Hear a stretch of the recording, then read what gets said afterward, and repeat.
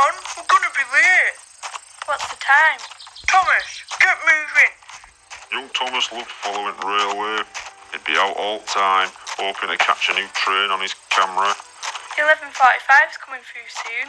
He won't wait for us. Unfortunately, he didn't take as much notice of the safety signs. I'm not being late again. Have we missed it yet? Wait for the 11:45. Never mind the 11:45. It must be late again. Thomas, come on. It's always held up.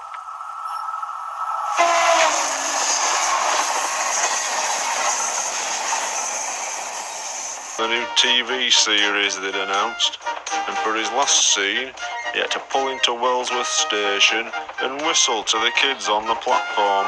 Peep, peep, whistled Edward. Thank you very much. Sadly, this was only the first in an increasing number of incidents. Maybe the diesel engine was to be the first biofuels locomotive used on the railway. We fueled her up and everything seemed fine. Then things got out of hand. The diesel began to burn her internal organs. Everything organic in the engine was soon burning.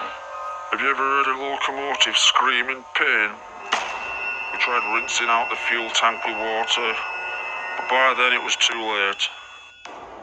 Mavis's body would be kept under lock and key indefinitely. In an unexpected U-turn, Sir Topham Hatt would ban fueled engines from being used on the island. This footage shows engines being displayed to tourists during the off-season. Many of these engines were failed biofusion experiments and were too ill to work or were already dead. They had to put a stop to that though.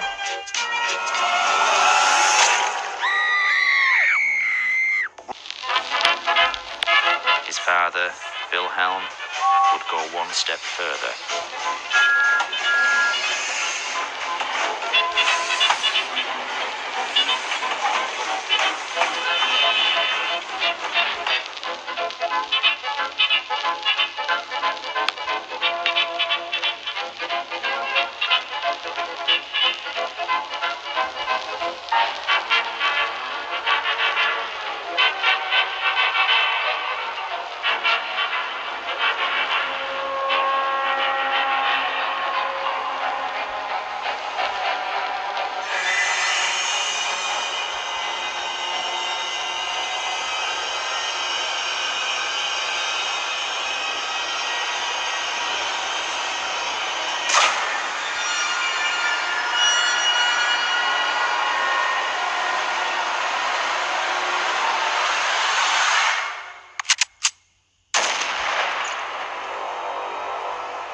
Fat some of the rail staff and I fired up the engine. As usual, these experiments were filmed. This footage has never been broadcast before. Dr. Ruth and I filmed it all. It might be a bit shaky. It was handheld. At first, Gordon complained about the heat. Then that turned to pleas to douse the fire. But that fat bastard held us back. He wanted to see what would happen. He argued he had put a lot of work into Gordon, and the chances to get him working were too great an opportunity. He was literally cooking from the inside. By the time we were allowed to act, it was too late.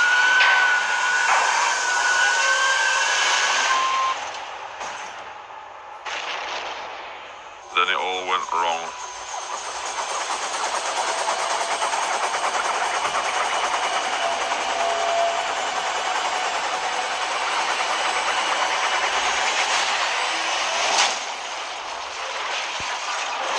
As the train approached the most treacherous part of the line, unnoticed to Henry, his driver and fireman, the points had diverted them to the adjoining siding and right into the path of another train.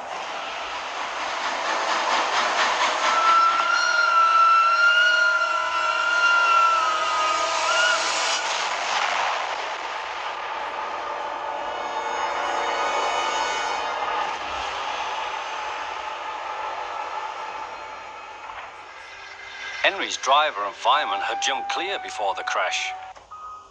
In fact, Al and Barry died from their injuries. Slowly, in snow, the poor bastards. By midday, the recovery operation was underway, and Sir Topham Hatt had arrived. Cheer up, Henry. It wasn't your fault. Ice and snow caused the accident. Crew, we all knew what that meant. They'll give you a new shape and a larger firebox.